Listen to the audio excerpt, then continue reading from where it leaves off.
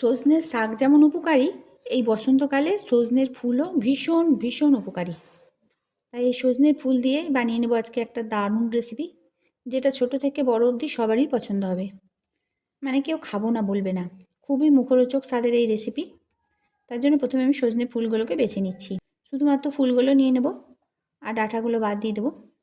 সজনে ফুলের যত রকমের রেসিপি হয় তার থেকে বলতে পারেন সবথেকে এই রেসিপিটাই খেতে ভালো লাগে, কারণ এই রেসিপিটা হবে খুবই মুখরোচক আর একবার বানিয়ে খেলে বারবার বানাতে ইচ্ছা করবে।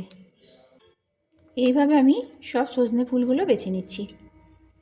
সব ফুলগুলো ভালো করে বেছে নেওয়ার পর ফুলগুলো জল পাল্টে পাল্টে 2-3 বার ভালো করে ধুয়ে নিতে হবে, কারণ ফুলে খুব নোংরা থাকে। এটা তুলে নিয়ে আরেকবার জল পাল্টে ধোবো।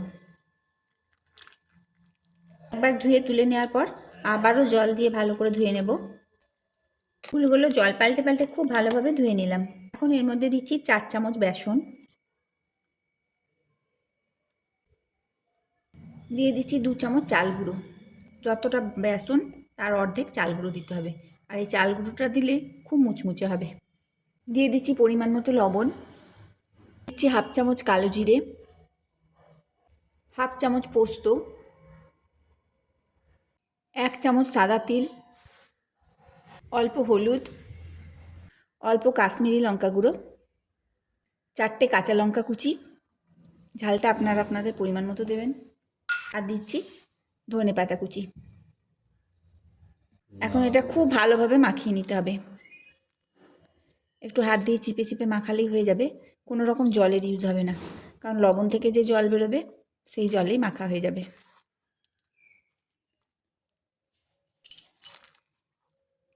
ধনেপাতা ফুল সব একসাথে খুব ভালোভাবে চিপে চিপে মাখিয়ে নিলেই মাখা হয়ে যাবে।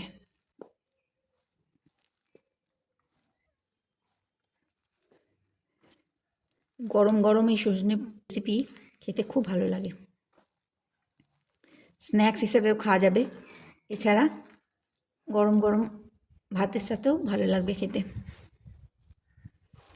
তো দেখুন বন্ধুরা, জল ছাড়াই এটা আমি খুব সুন্দরভাবে মেখে নিচ্ছি। জল দিলে কিন্তু খেতে ভালো লাগবে না, তাই এইভাবে একটু চিপে চিপে জল ছাড়াই মেখে নিতে হবে। ফুল, ধনেপাতা, বেসন, চাল গুঁড়ো সব একসাথে খুব ভালোভাবে মেখে নিলাম। এখন এটা একটা করে এইভাবে পকোড়া সাইজ করে নেব আর গরম তেলে ছাড়বো। সাইজটা আপনারা আপনাদের প্রয়োজন মতো করতে পারেন, আমি এই সাইজে ছাড়ছি। সর্ষের তেল ভালো মতো গরম হয়ে গেছে, এখন এক এক করে বড়াগুলো ছেড়ে দিচ্ছি। তেলটা ভালো করে গরম করে নেওয়ার পর গ্যাসের ফ্লেমটা মিডিয়ামে করে দিতে হবে।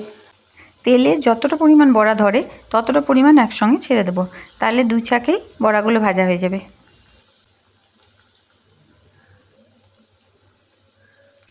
এক দিকটা ভাজা হলে তারপর অপর দিকটা উল্টে দিতে হবে।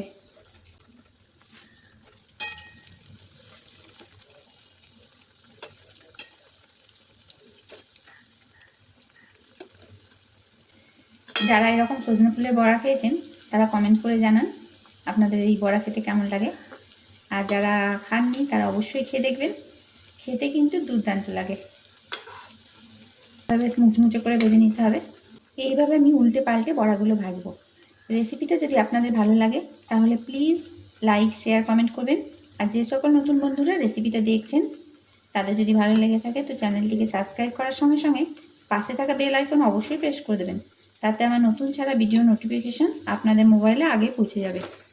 অল্প আছে বড়াগুলো ভেজে নেব, তাহলে ভিতর অবধি মুচমুচে হবে, আর যদি বেশি আছে ভাজা হয় তাহলে ভিতরে কাঁচা থেকে যাবে। তার জন্য মিডিয়াম ফ্লেমে বড়াগুলোকে ভেজে নিতে হবে।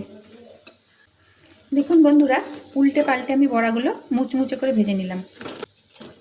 আওয়াজ শুনে নিশ্চয়ই বোঝা যাচ্ছে বড়াগুলো কতটা মুচমুচে হয়েছে। যখন এরকম খটখট করবে, মুচমুচে হয়ে যাবে, তখন এগুলো তেল থেকে তুলে নিতে হবে। অবশ্যই তেলটা ঝরিয়ে তুলতে হবে। কড়াইয়ের সাইডে এই পাশে একটু ধরে থাকলেই সমস্ত তেলটা ঝরে যাবে।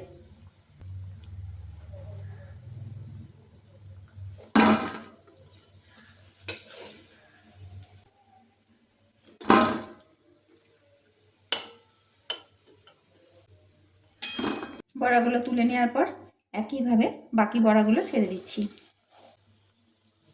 এগুলোও বেশ মুচমুচে করে ভেজে নেব আর গরম গরম পরিবেশন করব।